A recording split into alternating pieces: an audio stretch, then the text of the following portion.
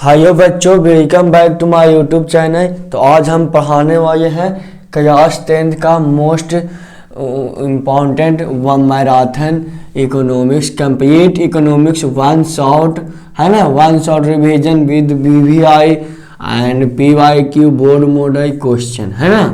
यही क्वेश्चन 2026 को एग्जाम में देखने को मिलेगा। तो आप लोग का ये सेशन बहुत ही इम्पोर्टेंट होने वाला है। तो आइए शुरू करते हैं इस सेशन को,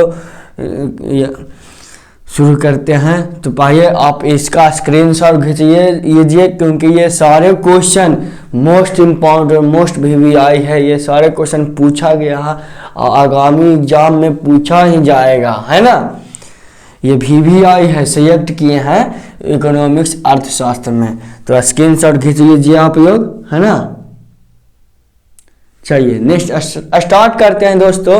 अर्थशास्त्र इकोनॉमिक्स अर्थशास्त्र के जनक किसे कहते हैं? तो अर्थशास्त्र के जनक है एडम स्मिथ साहब हैं। अर्थशास्त्र के जनक किसे कहते हैं? एडम स्मिथ साहब। अर्थशास्त्र कहते हैं किसको है? तो अर्थशास्त्र विज्ञान की वह शाखा जिसके अंतर्गत वस्तुओं एवं सेवाओं का उत्पादन, वस्तुओं एवं सेवाओं का उत्पादन, क्या, वितरण, विनिमय, आय, व्यय, उपभोग इत्यादि का अध्ययन करते हैं। तो विज्ञान की वह शाखा जिसके अंतर्गत वस्तुओं का उत्पादन, वितरण, विनिमय, आय, ये सब वगैरह का अध्ययन करते हैं, है ना। आय, व्यय, खर्च, इस का अध्ययन करते हैं, जिसे क्या कहते हैं? इकोनॉमिक्स अर्थशास्त्र कहते हैं। जिनके जनक एडम स्मिथ साहब जी हो गए हैं, जिनका जन्म 1723 ईस्वी में जबकि मृत्यु 1790 ईस्वी को हुआ था। एडम स्मिथ स्कॉटलैंड के निवासी थे। कहाँ के निवासी थे? स्कॉटलैंड के, है ना। अर्थशास्त्र धन का विज्ञान है, या किसने कहा था? तो एडम स्मिथ साहब ने ही कहा था। अर्थशास्त्र धन का विज्ञान है, किसने कहा था? Adam Smith. जबकि अर्थशास्त्र वास्तविक विज्ञान है, या किसने कहा था? रॉबिन्सन ने कहा था। अर्थशास्त्र वास्तविक विज्ञान है, या किसने कहा था? रॉबिन्सन ने कहा था। नेक्स्ट अपने क्वेश्चन की ओर बढ़ते हैं। फर्स्ट क्वेश्चन है, अर्थव्यवस्था क्या है? अर्थव्यवस्था क्या है? तो आजीविका और प्रणाली को क्या कहते हैं? अर्थव्यवस्था कहते हैं। आजीविका कहने का मतलब जीवन यापन करने के लिए, हम लोग अपना जीवन यापन करने के लिए रोजगार वगैरह कुछ करते हैं ना। तो जीवन यापन करने के लिए, है ना, जीवन यापन करने की आजीविका अर्थव्यवस्था क्या है? अर्थव्यवस्था जीवन यापन करने की एक प्रणाली होती है ना, जिसमें किसी देश या समाज में रहने वाले लोग सभी अपने आर्थिक क्रियाओं को, है ना, करते हैं। जैसे हाँ, सभी लोग, कोई टीचर है तो उसका क्या है? और काम है पढ़ाना, बच्चों को पढ़ाना, है ना, वगैरह में। तो अर्थव्यवस्था क्या है? आजीविका अर्जन प्रणाली को अर्थव्यवस्था कहते हैं, है ना। आजीविका अर्जन प्रणाली को अर्थव्यवस्था कहते हैं। दूसरे शब्दों में तो अर्थव्यवस्था जीवन यापन करने की एक प्रणाली होती है, जिसमें क्या होता है?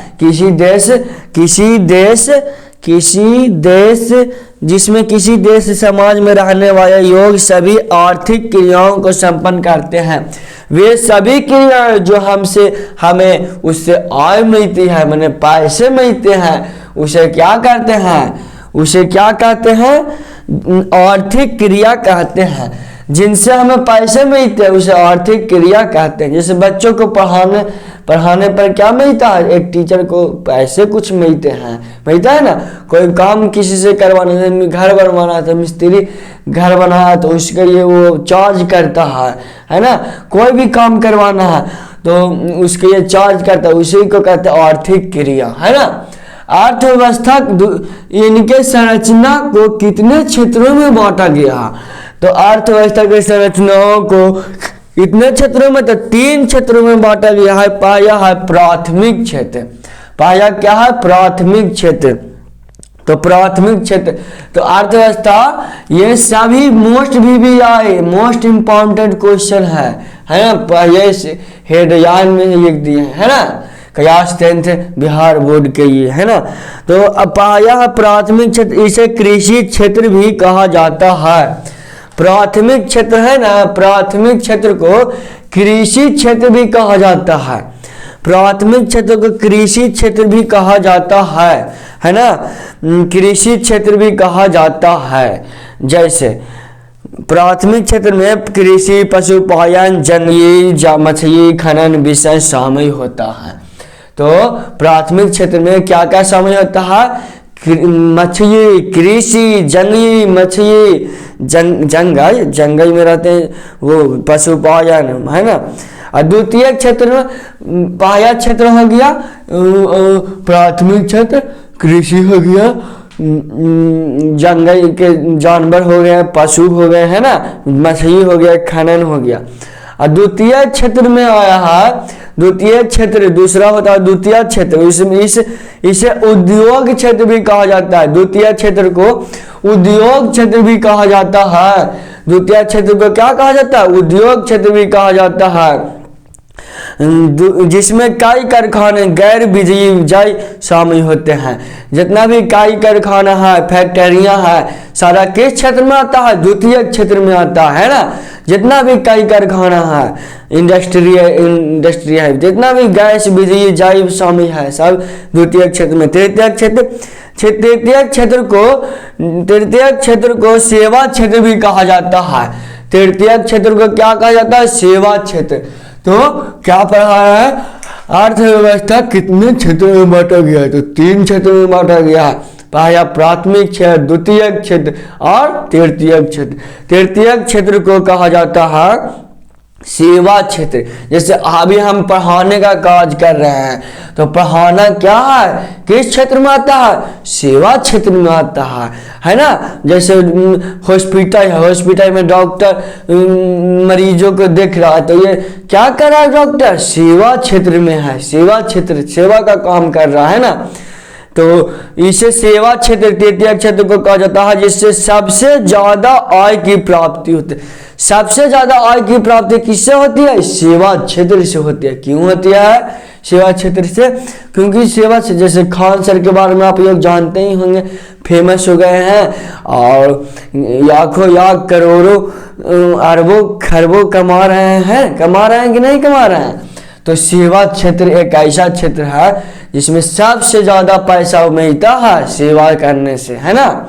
दूसरों की सेवा, जैसे डॉक्टर है, अगर मरीज कोई इमरजेंसी है, वो राजा परिवार का है, तो उसका जान बचा दिया, तो वह खुशी से क्या दे देता है? जो मन चाहा, है ना। जितना मांगता है डॉक्टर फीस उतना दे देता है, और डबल करके भी दे देता है ना। यही तो है ना सेवा क्षेत्र। तृतीय क्षेत्र में आ जाएगा रेडियो, टेलीविजन, मोबाइल से आप लोग अभी वीडियो देख रहे हैं, कोई लैपटॉप से देख रहे हैं, रेलवे, बैंकिंग, इंटरनेट विषय सभी क्या होता है? सेवा क्षेत्र में। नेक्स्ट अपने क्वेश्चन की ओर बढ़ते हुए, समावेशी विकास किसे कहते हैं, है ना।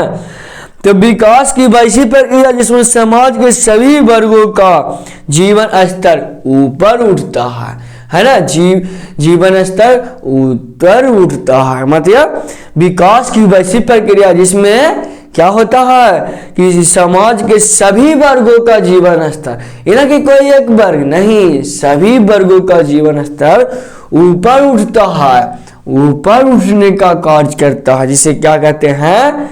समावेशी विकास कहते हैं। इसमें समाज का कोई भी वर्ग लाभ से अछूता नहीं रहता, सभी वर्ग लाभान्वित होते हैं, है ना। नेक्स्ट क्वेश्चन है आर्थिक विकास क्या है? आर्थिक विकास तो नेक्स्ट बताएंगे, पहले आर्थिक नियोजन पढ़ लेते हैं ना। तो आर्थिक उद्देश्यों की पूर्ति के लिए अर्थव्यवस्था में उपलब्ध संसाधनों का नियोजित एवं समन्वय क्या कहते हैं? आर्थिक नियोजन कहते हैं। आर्थिक नियोजन किसे कहते हैं? आर्थिक नियोजन किसे कहते हैं? तो आर्थिक उद्देश्यों की पूर्ति के लिए अर्थव्यवस्था में उपलब्ध संसाधनों का नियोजित समन्वय एवं विवेकपूर्ण उपयोग करना ही आर्थिक नियोजन कहा जाता है। ये तो ज्योग्राफी में भी हम पढ़ाए आर्थिक नियोजन, है ना।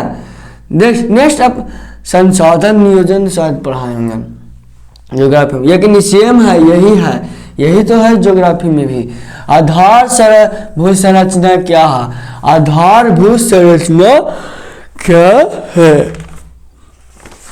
तो आधारभूत संरचना का अभिप्राय उन सेवाओं और सुविधाओं से है। आधारभूत या आर्थिक आधारभूत संरचना को दूसरे शब्दों में क्वेश्चन पूछ सकता है, आर्थिक आधारभूत संरचना से आप क्या समझते हैं? आर्थिक आधारभूत क्या है? ये सभी क्वेश्चन जो दिए हैं एक एक पॉइंट, वो सभी क्या है कि क्या समझते हैं, बगैर क्वेश्चन पूछ देता है ना कोई एग्जाम में, तो सभी का आंसर सेम होगा, है ना।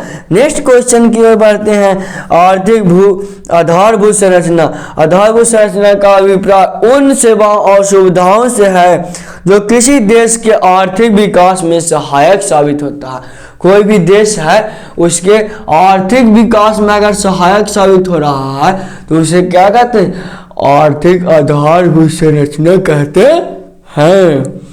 नेक्स्ट अपने क्वेश्चन, और इसमें किसी देश के आर्थिक विकास में सहायक साबित होता है उसे आधारभूत संरचना। इसके तहत बिजली देख सकते हैं, बिजली और शिक्षा, जैसे आप अभी पढ़ रहे हैं शिक्षित, है ना। बैंकिंग स्कूल कॉलेज अस्पताल रेलवे, है ना, वगैरह, ये सभी देश के आर्थिक विकास का आधार है। सभी कोई भी देश के आर्थिक विकास का आधार क्या? शिक्षा, सबसे बड़ा शिक्षा है ना। आर्थिक विकास का आधार माना जाता है, इसलिए इसे आधारभूत संरचना भी कहते हैं। नेक्स्ट अपने क्वेश्चन की ओर बढ़ते हैं। आय का गरीबी से आप क्या समझते हैं? आय का आप गरीबी से आप क्या समझते हैं? तो आय का गरीबी से बहुत गहरा संबंध है। क्यों? क्योंकि जिस व्यक्ति की आय जितनी कम होती है ना, उसकी स्थिति उतने ही क्या होती है? अत्यंत दयनीय होती है, दुखद होती है ना। जिस व्यक्ति की आय जितनी कम होती है उसकी स्थिति उतने ही क्या होती है? दयनीय होती है। अर्थात आय के अभाव में वह अपने बच्चों का गुणवत्तापूर्ण शिक्षा देने में क्या हो जाता? असमर्थ हो जाते हैं। उसका जीवन बसर सही ढंग से नहीं चल पाता है, जिसे क्या कहते हैं? आय का गरीबी से संबंध कहते हैं, है ना। आय का गरीबी से क्या संबंध, समझ में आ गया? तो आय का गरीबी से बहुत ही गहरा संबंध है। क्यों? क्योंकि जिस व्यक्ति के पास जितना आय कम होता है उसकी आर्थिक स्थिति उतनी ही दयनीय होती है। वह अपने बच्चों को गुणवत्तापूर्ण शिक्षा नहीं दे पाता है। उनके जो एम है, एम्बिशन है, उसको पूरा करने में, बच्चों के एम्बिशन को पूरा करने में असमर्थ हो जाते हैं पेरेंट्स। कब? जब उनके पास आय की कमी होती है, बच्चे बहुत कम आय होते हैं। गरीबी को जन्म क्यों देता है? गरीबी को जन्म इसलिए देता है क्योंकि गरीब परिवार में ही सबसे ज्यादा जनसंख्या होता है। इसका सबसे बड़ा रीजन है अशिक्षा का अभाव, अर्थात अशिक्षा। दूसरा जनसंख्या में वृद्धि, तीसरा छोटा मन, है ना, सोच छोटा, है ना, छोटा सोच रखता तब ना विकास कैसे होगा, है ना। तो गरीबी को जन्म देता है, यह वास्तविकता है। इसके संदर्भ में अर्थशास्त्री रैगनर ने क्या कहा था कि इसे गरीबी का कुचक्र कहा।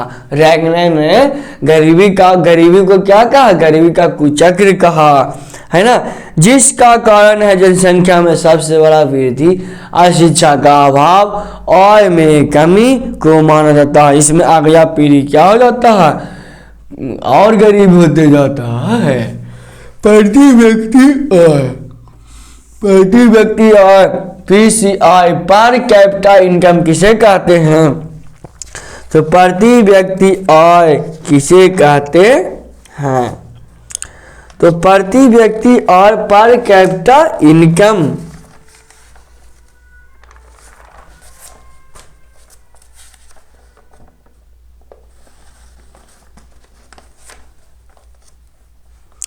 जब किसी देश की कुल आय में किसी देश की अर्थात किसी देश की कुल आय में उसी देश की कुल से जनसंख्या से जब भाग देते हैं तो उसी को कहते हैं प्रति व्यक्ति आय, पीसीआई।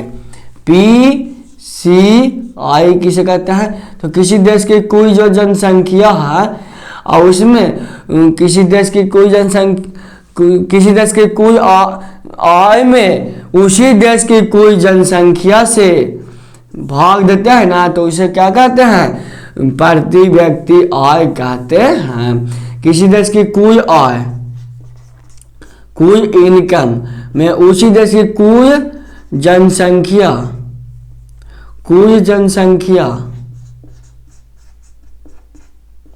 तो किसी देश की कुल आय में उसी देश की कुल जनसंख्या से जब भागा देते हैं तो उसे कहते हैं प्रति व्यक्ति आय कहते हैं। अर्थात प्रति व्यक्ति कोई भी देश की प्रति व्यक्ति आय निकालना है तो उस देश का कुल आय निकाल देंगे, उसमें कुल जनसंख्या से भाग दे देंगे, है ना। नेक्स्ट क्वेश्चन की बात है कच्चा माल पर आधारित 2 प्रकार के उद्योगों का क्या करना है?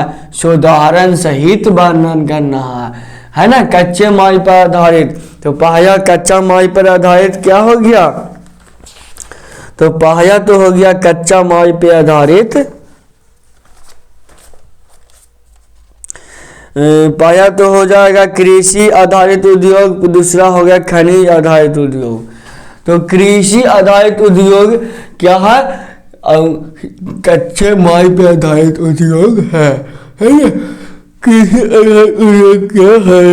तो कृषि आधारित उद्योग वैसा उद्योग जो पूर्णतः कृषि पर निर्भर करता है, कृषि आधारित उद्योग कहलाता है। जब कोई किसान पूर्णतः कृषि पर आधारित होता है तो उसे कृषि आधारित उद्योग कहते हैं। इसमें मतलब कृषि आधारित उद्योग में खेतों से प्राप्त कच्चा माल को तैयार कर वस्तु को गांव के नगर बाजार में क्या किया जाता है? बेचा जाता है ना। नेक्स्ट अपने क्वेश्चन के बढ़ते हैं कि कच्चे माल पर आधारित 2 प्रकार के, तो पहला तो होगा कृषि आधारित और दूसरा होगा खनिज आधारित। तो वैसा उद्योग जो खनिजों पर डिपेंड करता है, पूर्ण रूप से खनिजों पर डिपेंड करता है, पूर्ण रूप से, जैसे लोहा, शीशा, तांबा, कोयला, है ना। नेक्स्ट अपने क्वेश्चन की ओर बढ़ते हैं। बिहार में आर्थिक पिछड़ेपन का जो कारण है वो क्या है? बिहार में आर्थिक पिछड़ेपन का कारण क्या है? तो आर्थिक पिछड़ेपन का सबसे बड़ा तो रीजन है जनसंख्या में वृद्धि, दूसरा शिक्षा का अभाव, है ना। तो जनसंख्या, हमारे भारतीय जनसंख्या हमारे बिहार राज्य में पूरे तीव्र रूप से जनसंख्या में दिन प्रतिदिन वृद्धि होते जा रहा है। प्रति सेकंड कितना बच्चा जन्म हो रहा है पता नहीं चल रहा है, वृद्धि इतना तेजी से हो रहा है, बहुत ज़्यादा तेजी से हो रहा है ना। जितनी जनसंख्या बढ़ेगी उतने ही जीविकोपार्जन मतलब रोजगार के अवसर क्या होंगे? घटेंगे। जितनी जनसंख्या बढ़ेगी उतने ही रोजगार के अवसर घटेंगे। 2011 की जनसंख्या के अनुसार बिहार की जो जनसंख्या थी 11 करोड़ की गई थी, जो एक गंभीर समस्या है, बहुत ही गंभीर समस्या है। दूसरा है कृषि पर आधार निर्भरता। बिहार के किसान लोग हैं पूर्णतः कृषि पर आधारित होते हैं, लेकिन मौसम को धोखा देने पर क्या हो जाते हैं? फसल बर्बाद हो जाते हैं, जिसके कारण बिहार पीछे की ओर जा रहा है। और तीसरा कारण है कि बिहार में औद्योगिकीकरण का अभाव, माने फैक्ट्रियाँ, उद्योगों का अभाव है ना, जिसका सबसे मुख्य कारण है आर्थिक पिछड़ेपन का मुख्य कारण कि बिहार में एक भी फैक्ट्रिया नहीं है। सभी बिहार के निवासी, बिहार के लोग बाहर जाते हैं कमाने के लिए। ये बहुत दुख की बात है ना। तो हो गया औद्योगिक पिछड़ेपन। चौथा एक ना है कि बाढ़ एवं सुखाड़। ये भी सबसे बड़ा रीजन है। क्या सबसे बड़ा रीजन? आर्थिक पिछड़ेपन का सबसे बड़ा रीजन है कि अक्सर उत्तरी बिहार का हिस्सा बाढ़ से ग्रसित होता है, जबकि दक्षिणी बिहार का हिस्सा सुखाड़ से, जिसके कारण फसल बर्बाद हो जाते हैं। बहुत ही अपार जानमाल की क्षति भी होती है ना। नेक्स्ट अपने क्वेश्चन की ओर बढ़ते हुए, आर्थिक विकास एवं आर्थिक वृद्धि में क्या अंतर है ना। आर्थिक विकास क्या है? पहला तो आर्थिक विकास का संबंध विकास की उस प्रक्रिया से है जिस प्रक्रिया को तीव्र करने से होता है। अगर आपके पास रास्ते में सामाजिक, आर्थिक, शैक्षिक है ना, शिक्षा समस्याओं का समाधान कर दिया जाए, तो इसके अलावा गरीबी, बेरोजगारी, कुपोषण की समस्या है ना को समाधान कर दिया जाए, तो निश्चित रूप से आर्थिक विकास होगा, है ना। अगर हमारे पास जो समस्या उसका समाधान कर ही दिया जाएगा तो हमारा विकास होगा कि नहीं होगा? होगा। हम टेंशन फ्री रहेंगे, टेंशन फ्री होकर कोई काम करेंगे, सही ढंग से काम करेंगे, है ना। सभी मानवों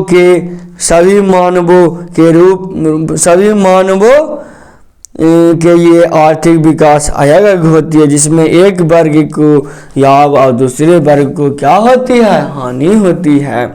इसमें दोनों का लक्ष्य क्या होता है? अर्थव्यवस्था को मजबूत करना,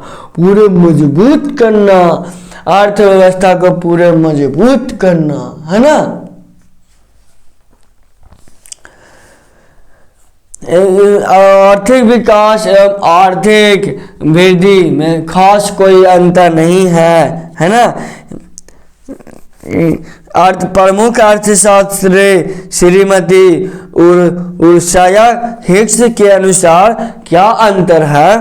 तो इनके अनुसार अंतर है कि वृद्धि शब्द का प्रयोग विकसित देशों के लिए किया जाता है, जबकि विकास शब्द का प्रयोग विकासशील देशों के लिए किया जाता है। मेडिसन के अनुसार आर्थिक विकास और आर्थिक वृद्धि में क्या अंतर है? तो मेडिसन के अनुसार धनी देशों में आय में वृद्धि होती है तो आर्थिक वृद्धि माना जाता है, जबकि गरीब देश में आय में कमी होती है तो आर्थिक विकास माना जाता है ना। जब गरीब देश में आय में कमी होगी तो आर्थिक विकास माना जाता है, अगर धनी देशों में आय में वृद्धि होती है तो आर्थिक वृद्धि माना जाता है।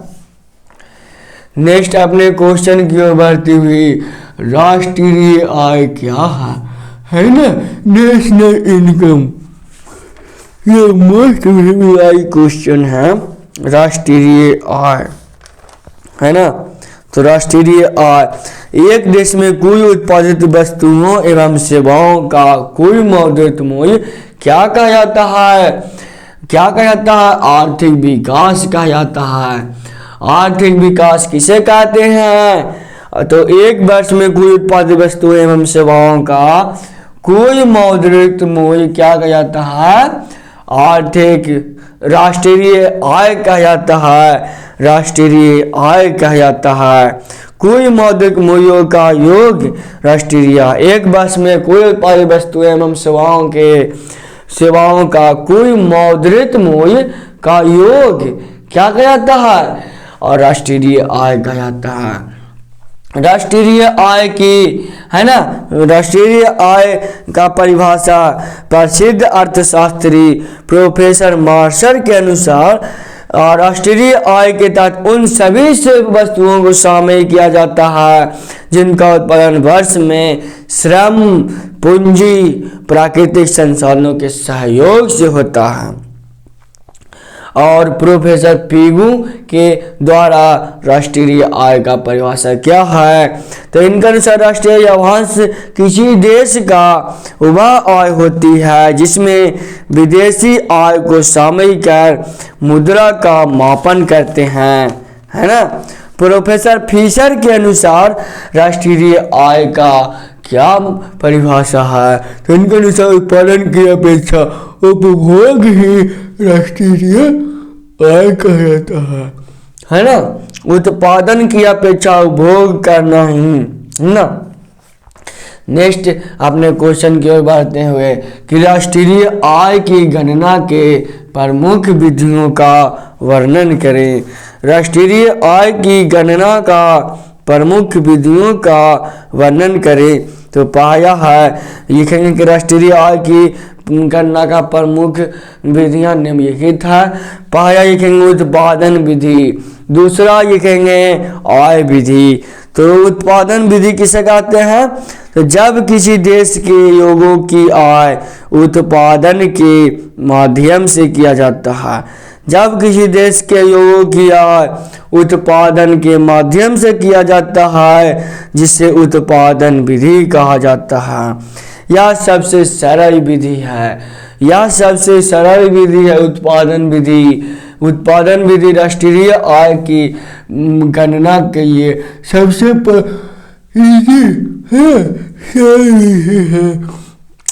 उत्पादन विधि यह सबसे सरल विधि एवं अधिकांश देशों में इसका प्रयोग किया जाता है।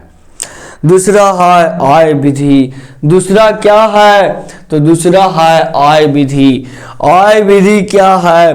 तो आय के आधार पर किसी देश के निवासियों का राष्ट्रीय आय की गणना करना ही आय विधि कहा जाता है। तो किसी देश के निवासियों का राष्ट्रीय आय की गणना करना ही आय विधि कहा जाता है। तीसरा होता है व्यय विधि। चूंकि हम जानते हैं कि मानव के द्वारा प्राप्त किया गया आय को अपनी आवश्यकता की पूर्ति में उपयोग ही करता है, जिसे व्यय विधि कहते हैं, है ना। मानव के द्वारा प्राप्त किया गया आय अपनी आवश्यकताओं की पूर्ति के लिए क्या करता है? खर्च करता, उपयोग करता है। इसे क्या कहते हैं? व्यय विधि कहते हैं। नेक्स्ट अपने क्वेश्चन की ओर बढ़ते हुए वस्तु विनिमय प्रणाली क्या है? तो वस्तु विनिमय प्रणाली तो वस्तुओं का लेन देन, आपस में एक वस्तु का दूसरे वस्तु से लेन देन करना ही क्या कहा जाता है? वस्तु विनिमय प्रणाली कहा जाता है। वस्तु विनिमय प्रणाली किसे कहते हैं? तो वस्तुओं का लेन देन करना ही वस्तु विनिमय प्रणाली कहा जाता है ना।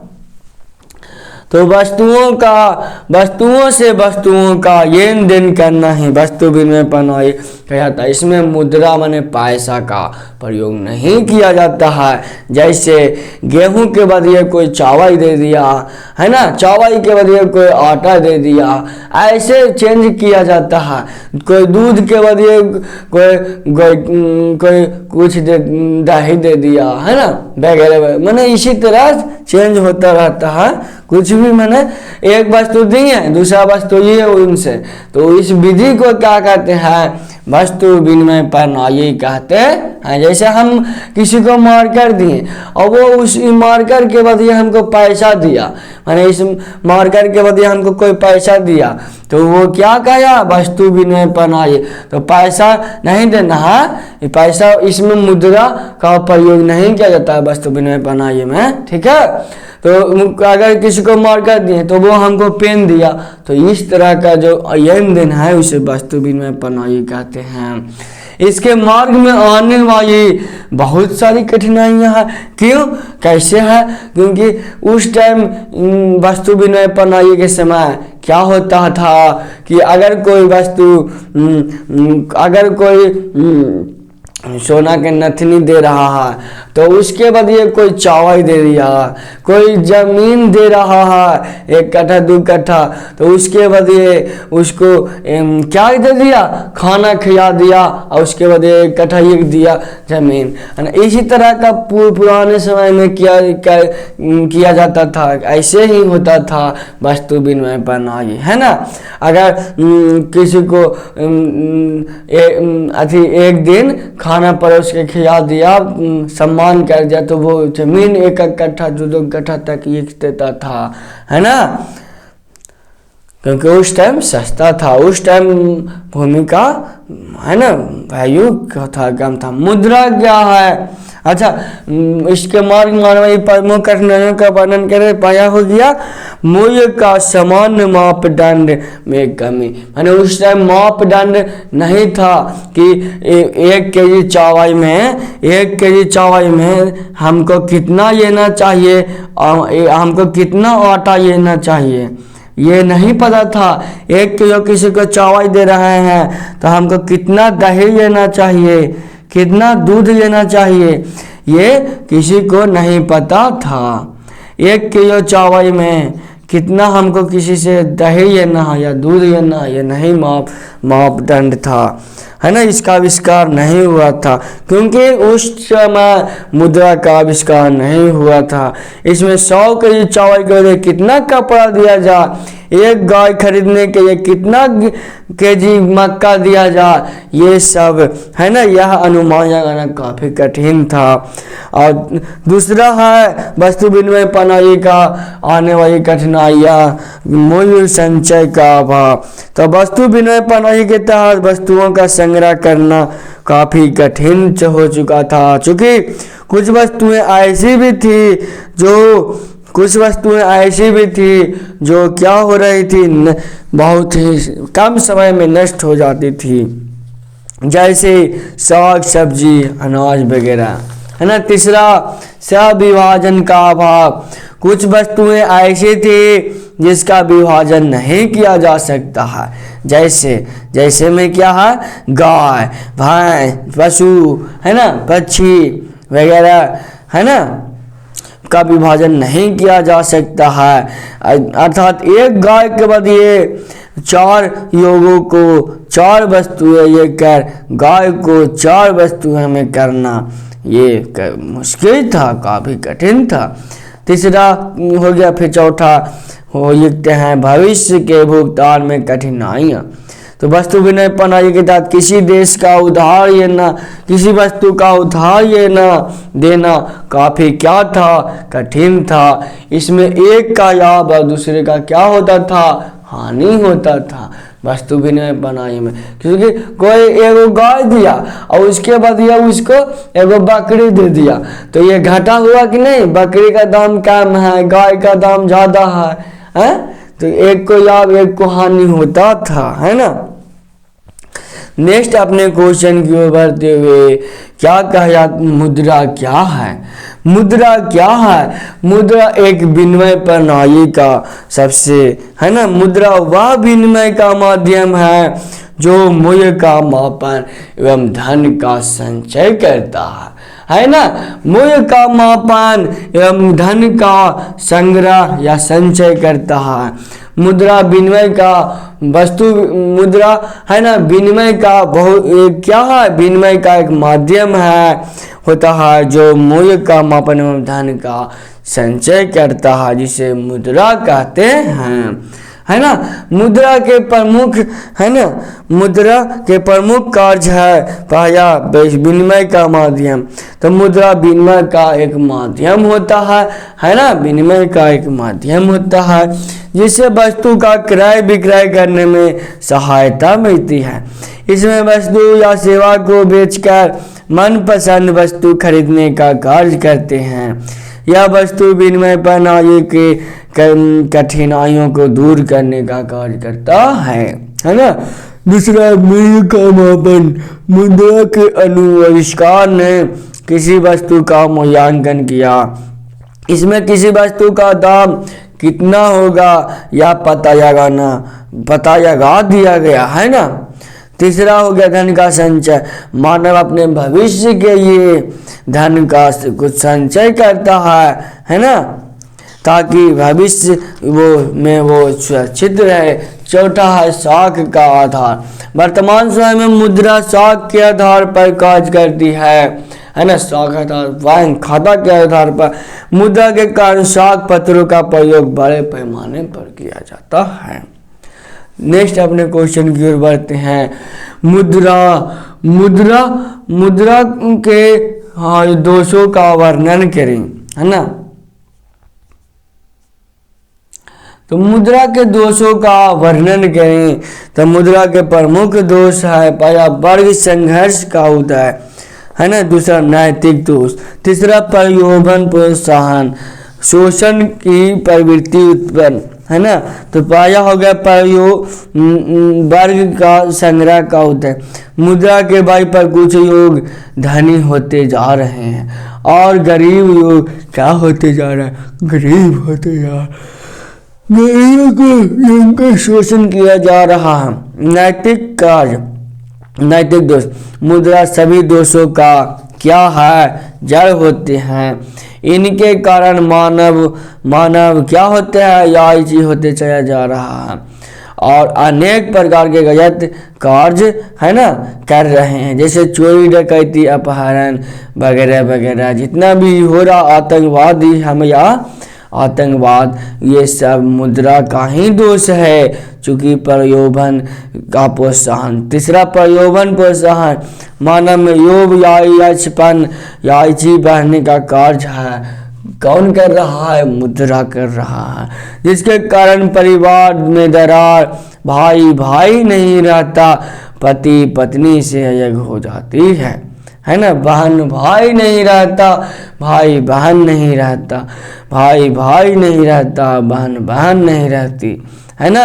ये सब मुद्रा का प्रलोभन का है, लालचपन का ही तो परिणाम है।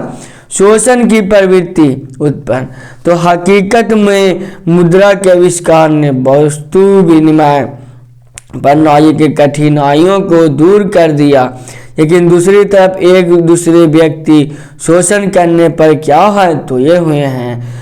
कहा जाता है money is a good servant but a bad money master. रुपया एक अच्छा नौकर है लेकिन एक अच्छा स्वामी भी है ना। मुद्रा से क्या क्या लाभ है।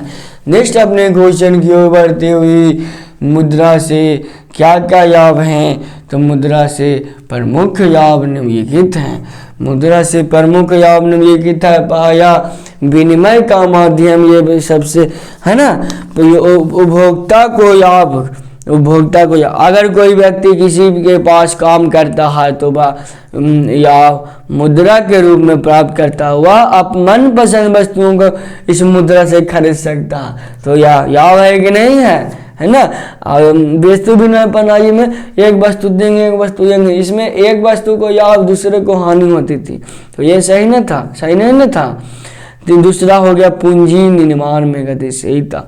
किसी भी देश में पूंजी निर्माण बचत पर निर्भर करता है और बचत मुद्रा के रूप में कार्य करता है। अर्थव्यवस्था का, तीसरा अर्थव्यवस्था का आधार, तो मुद्रा आधुनिक समय में अर्थव्यवस्था का क्या है, आधार है।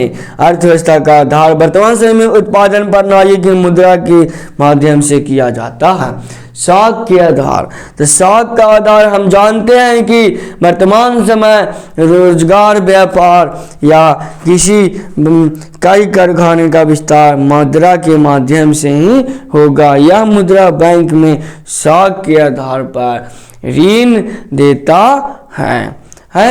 नेक्स्ट अपने क्वेश्चन की ओर बढ़ते हुए, सहकारिता क्या है, तो सहकारिता में सह का अर्थ होता है साथ साथ, कारिता का अर्थ होता है कार्य करना, अर्थात एक साथ एक साथ मिलजुल कर कार्य करना है क्या कहा जाता है? सहकारिता कहा जाता है। एक साथ मिलजुल कर कार्य करना है क्या कहा जाता है? सहकारिता कहा जाता है। सहकारिता अधिनियम कब हुआ था? तो सहकारिता अधिनियम या 1904 में पारित किया गया था। एक साथ मिलजुल कर कार्य करना ही सहकारिता कहा जाता है। नेक्स्ट अपने क्वेश्चन की ओर बढ़ते हैं। स्वयं सहायता समूह SHG में महिलाओं का क्या योगदान है? महिलाओं का बहुत ही अहम योगदान है। क्यों महिलाओं का अहम योगदान है? क्योंकि इसमें महिलाओं की बड़ी भागीदारी वास्तव में यह 15 से 20 महिलाओं का क्या होता है? एक समूह होता है। 15 से 20 महिलाओं का यह एक समूह होता है, स्वयं सहायता समूह होता है।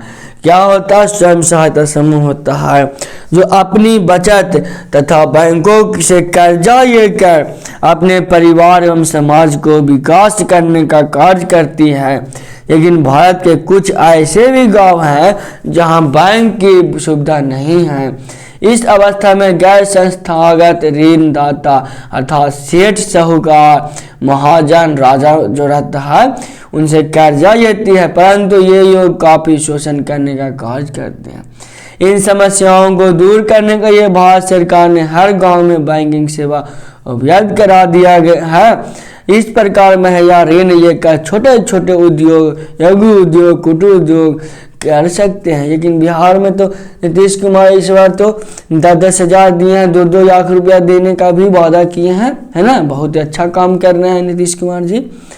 इसी के भाई पे तो जीते हैं नीतीश कुमार जी, नारी सशक्तिकरण के भाई पे, है ना। बीड़ी बनाना, अगरबत्ती बनाना, सूप बनाना इत्यादि जो छोटे मोटे लघु उद्योग है ना, कुटीर उद्योग को कहते हैं स्वयं सहायता समूह। नेक्स्ट चाहते हैं साख पत्र क्या है? साख पत्र क्या है? साख पत्र का तात्पर्य वैसे साधने से है जिसका उपयोग साख मुद्रा के रूप में किया जाता है। इसी के आधार पर ऋण का लेन देन तथा वस्तुओं का खरीद बिक्री किया जाता है। यह विनिमय का माध्यम के रूप में कार्य करता है। इसकी खास विशेषता है साख पत्र की खास विशेषता क्या है? तो खास विशेषता यह है कि इसे कोई कानून मान्यता नहीं होती, यह कई प्रकार के होते हैं। तो ये जो साख पत्र है इसके प्रमुख कार्यों का वर्णन करना है। तो प्रमुख कार्यों का वर्णन भी करना है। तो पहला हो गया चेक। यह एक आज्ञा पत्र है जिसका उपयोग वर्तमान समय में अधिक किया जा रहा है ना। बैंकों में जमा करता अपने बैंकों को आदेश देता है कि उस पर लिखित रकम उसमें लिखित व्यक्ति को ही दे, है ना। नेक्स्ट है बैंक ड्राफ्ट। यह एक ऐसा पत्र होता है जिसमें एक बैंक अपनी अन्य शाखा या किसी दूसरे बैंक के आदेश देता है, लिखित रकम उस लिखित व्यक्ति को दे दी जाए, है ना। तीसरा होता है यात्री चेक। यात्री चेक यात्रियों की सुविधा के लिए बैंकों के द्वारा जारी किया जाता है ना। नेक्स्ट अपने क्वेश्चन की ओर बढ़ते हुए RBI क्या है? RBI का full form reserve bank of India. यह एक प्रकार का केंद्रीय बैंक है। केंद्रीय बैंक जिसकी स्थापना 1935 में 5 करोड़ की लागत से हुआ था। तो RBI की स्थापना कब हुआ था? 1935 में 5 करोड़ की लागत से, जिसका मुख्यालय मुंबई में है। RBI का मुख्यालय मुंबई। इस बैंक का राष्ट्रीयकरण 1949 में किया गया था। RBI है ना के प्रमुख कार्य क्या है? RBI के प्रमुख कार्य का वर्णन करें तो पहला हो गया पत्र मुद्रा का निर्गमन। तो 1 रुपया के नोट को छोड़कर शेष सभी नोटों पर आरबीआई के क्या होता है, गवर्नर का हस्ताक्षर होता है। साख विनियमन है ना, तो पत्र मुद्रा जारी करने के साथ साथ साख का नियमन भी करता है, ग्राहकों को हर समस्याओं का समाधान करता है। बैंकों का बैंक तीसरा प्रमुख कार्य, आरबीआई का प्रमुख कार्य है यह बैंकों का बैंक, अर्थात बैंक के बाप है रे, ओए होए कि बाप तो बाप रहेगा, बाप तो बाप रहेगा, है ना। आरबीआई है ना, यह बैंकों का बैंक है। आरबीआई एक केंद्रीय बैंक है जिसे बैंकों का बैंक कहा जाता है, अर्थात बैंकों का बाप कहा जाता है। नेक्स्ट अपने क्वेश्चन की ओर बढ़ते हुए, बहुराष्ट्रीय कंपनियां क्या हैं? बहुराष्ट्रीय कंपनियां क्या है? तो एक देश की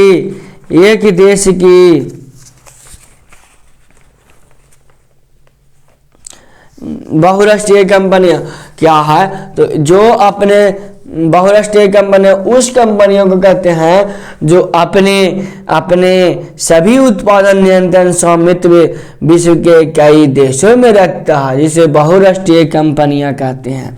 माने बहुराष्ट्रीय कंपनी उस क्या कहते हैं, बहुराष्ट्रीय कंपनियां उस कंपनी को कहते हैं जो अपने सभी उत्पादन नियंत्रण स्वामित्व विश्व के कई देशों में रखता है ना, बहुराष्ट्रीय कंपनियां कहते हैं। बहुराष्ट्रीय कंपनियों की स्थापना उस स्थान पर किया जाता है जहाँ समुचित धन उपलब्ध हो, है ना, समुचित संसाधन उपलब्ध हो, जैसे नोकिया, सैमसंग, इन्फोसिस, कोको, फोर्ड मोटर्स, इन्फोसिस। नेक्स्ट अपने क्वेश्चन की ओर बढ़ते हुए, आर्थिक विकास है ना, आर्थिक विकास तो अभी ऊपर में पढ़े हैं, आर्थिक विकास है ना।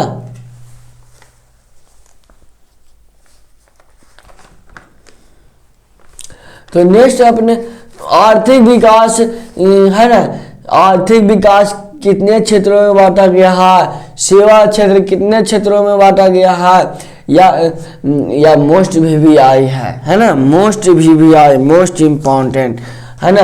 तो सेवा क्षेत्र को कितने क्षेत्रों में बांटा गया है?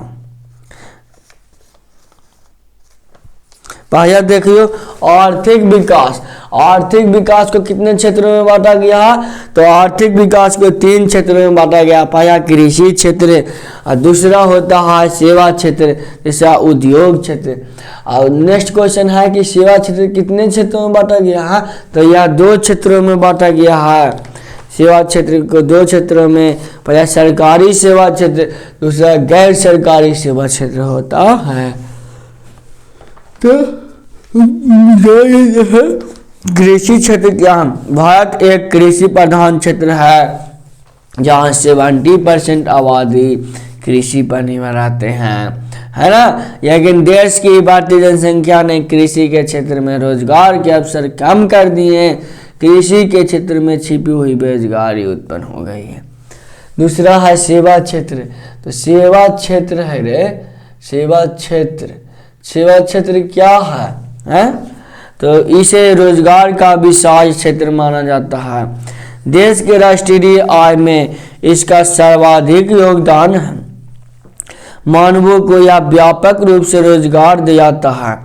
इस क्षेत्र को चलाने के लिए शिक्षित व्यक्ति की आवश्यकता होती है, जैसे डॉक्टर, शिक्षक, सेना, पुलिस, धोबी, नाई, स्त्री, मोबाइल, टेलीविजन, रेडियो वगैरह जितना भी है सभी शिक्षा क्षेत्र, सेवा क्षेत्र में आता है। शिक्षा, मेडिकल वगैरह वगैरह। अब तीसरा चाहते हैं उद्योग क्षेत्र, उद्योग आर्थिक क्षेत्र। आर्थिक विकास कितने प्रकार के? 3 प्रकार के, सेवा क्षेत्र, कृषि क्षेत्र, उद्योग क्षेत्र। तो उद्योग क्षेत्र इसे रोजगार का दूसरा सबसे बड़ा उद्योग क्षेत्र भी माना जाता है। जिन क्षेत्रों में कई कारखाना का विस्तार कर दिया जाता है वहाँ रोजगार का अवसर बढ़ जाता है ना। अब नेक्स्ट अपने को सबसे लास्ट क्वेश्चन की ओर बढ़ते हैं। बाष्रोतीकरण क्या है? बाष्रोतीकरण किसे कहते हैं, है ना? बाष्रोतीकरण से आप क्या समझते हैं, है ना? बाष्रोतीकरण से आप क्या समझते हैं? तो इनको भी थोड़ा जान लेते हैं कि बाष्रोतीकरण से आप क्या समझते हैं। तो जब बहुराष्ट्रीय कंपनी अपने नियमित सेवाएं अपनी कंपनी के बजाय किसी बाहरी या विदेशी संस्था से प्राप्त करती है, उसे बाष्रोतीकरण कहते हैं। जैसे भारत में भी डाबर कंपनियां अपने उत्पाद को कम मूल्य करके पड़ोसी देश नेपाल को, है ना, नेपाल में कारखाना खोलता है, इसे कहते हैं बाष्रोतीकरण। जब बहुराष्ट्रीय कंपनियां अपनी नियमित सेवाएं अपनी कंपनियों के बजाय किसी बाहरी विदेशी संस्था से प्राप्त करती है, उसे क्या कहते हैं? बाष्रोतीकरण कहते हैं।